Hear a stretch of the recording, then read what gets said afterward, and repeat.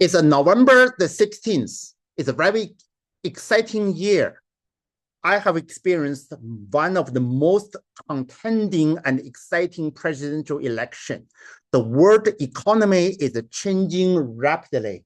I have two wonderful students in Houston, famous private high school, and they supposed to engage in serious debate about presidential election, about Elon Musk. Very interesting person, but people have a different pro and con debate. And my students study him very well. Let them impress us and also show their parents they got their money's worth because they have to work very hard to pay for a private school education. Let's show the world that these two wonderful students can do things. Introduce yourself and then start. Go. Okay. Loud and clear. Hello, guys. My name is Bill, and I am in the Village High School. And Loud and clear. I am Vietnamese American, and I am from the Village High School. Go. My name is James. I'm from America, and I go to St. Thomas Episcopal Private School. Okay, go ahead. Pro and con, and you guys back and forth, serious debate. I expect the back. Go. So, Loud and clear. Speaking up here.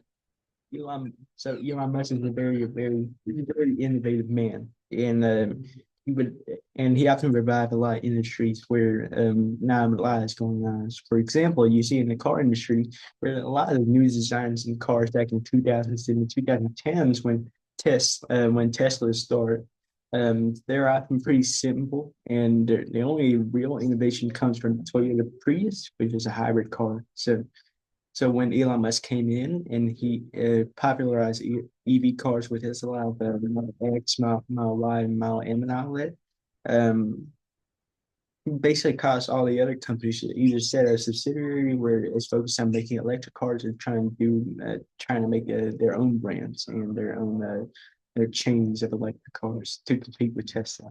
And without Elon Musk or without Tesla, I don't think a lot of companies would try to improve themselves and try to push themselves to the limits. Yeah, well, Elon Musk, he may have made them want to improve themselves, but the problem is they are mostly trying to be proper competition towards Elon Musk's Tesla company. And because of that, they aren't focusing on other things besides that. Yeah. Okay, I think that's a very fair point. That that Tesla basically became the face of the EV market, and a lot of companies are trying to copy Tesla with its abilities. Like for example, everything on the monitor, right? There's no speedometer. There's nothing. It's very minimalist, and a lot. But that's really on the car companies that's trying to compete with Tesla because they're the ones who's trying. They're the ones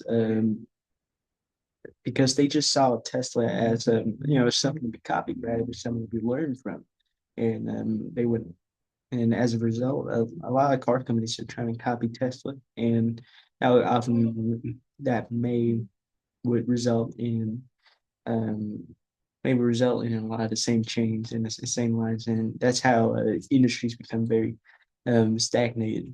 Where companies they're focused more on trends rather than actual innovation now.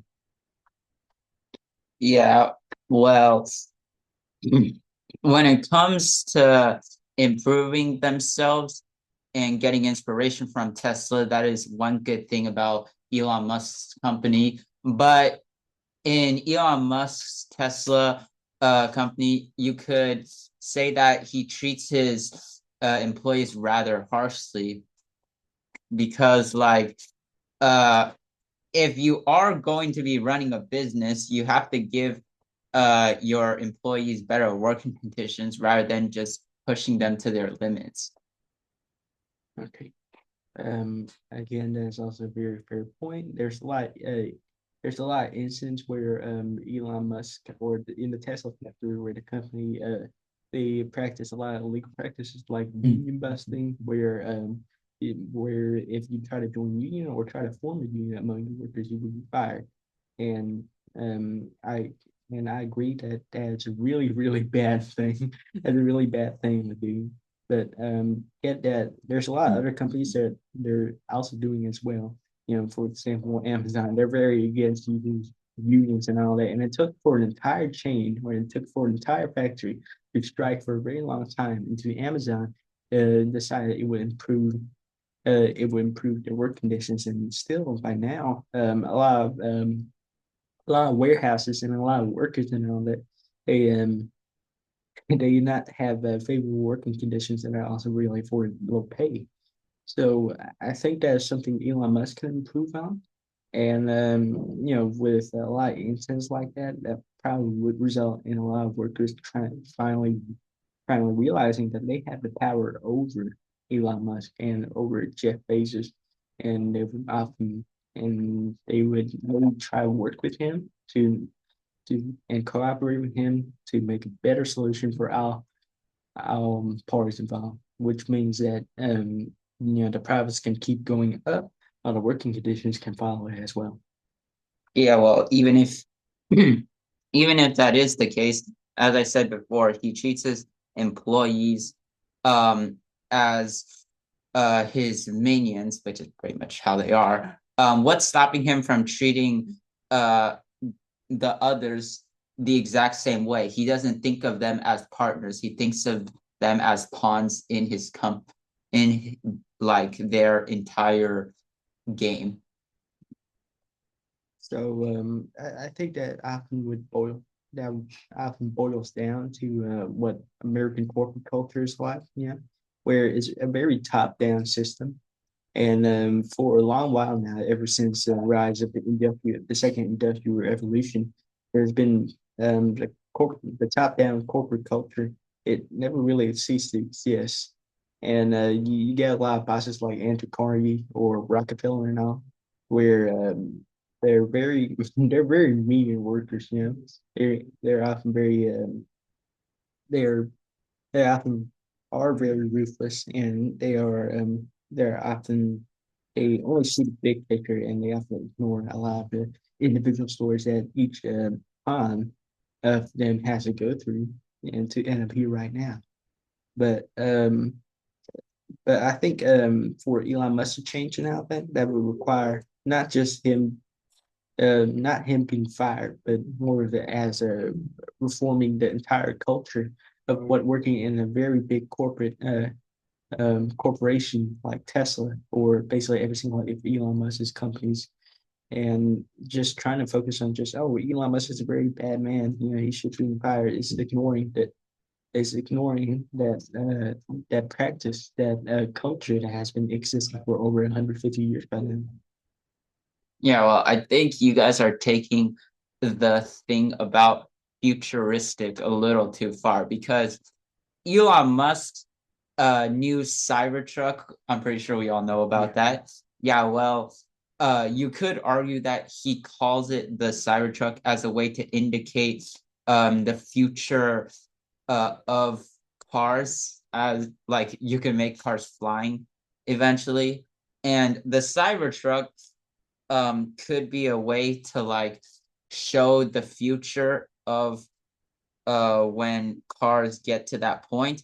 But Elon Musk only used that hype to make people buy the car more, and the car ended up to not be as good as Elon Musk said it was. It was said to have bulletproof glass, made of stainless steel, indestructible, but I mean, I'm pretty sure we know what happened. Okay. So the result of the Cybertruck is often very widely publicized and all that. It hasn't lived up to the standards that Elon Musk has said that it will reach. For example, no bulletproof glass, or the car is not indestructible and all that.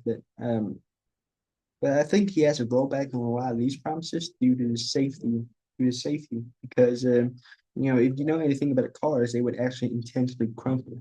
So if a car crashes or something at, let's say, a building over there at 30 miles, 40 miles, or you watchers who use the metric system like me, around 60 to 80 kilometers, um, if the it will be designed to crumple, and that means that it will transfer the energy. It wouldn't transfer the energy to the driver or the passengers in the car instead, but would be able to reduce it. So a lot of these promises, I think they have to be rolled back because because it's just safer that way.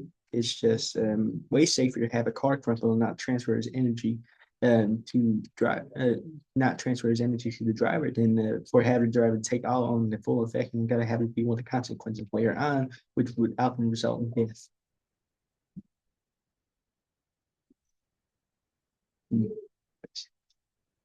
SpaceX and the compensation to Mars.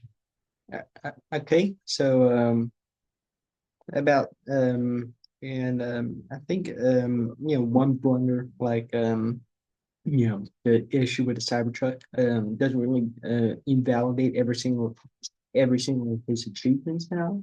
And that, for example, for SpaceX, it has become NASA's NASA has been a very big customer of SpaceX for a little while, and that's for good reason. Because SpaceX, they have made reusable rockets, which hasn't been used before, and they also saved Boeing's blunder with the Starlink, where two astronauts they got stuck in there for around 3 4 months or so. Okay, so now that we're moving on to space, we should talk about Elon Musk's project of going to Mars. Well, let's say this is practically a suicide mission unless we get it correct. Elon Musk, he is the whole reason why we have this whole goal of going to Mars.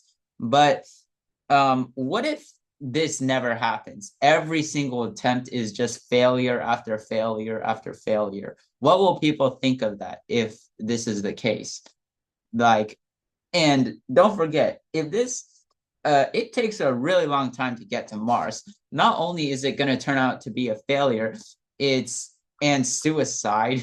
Think of how long they are going to be trapped there, and eventually they're going to run out of supplies, and then yeah, it's just gone.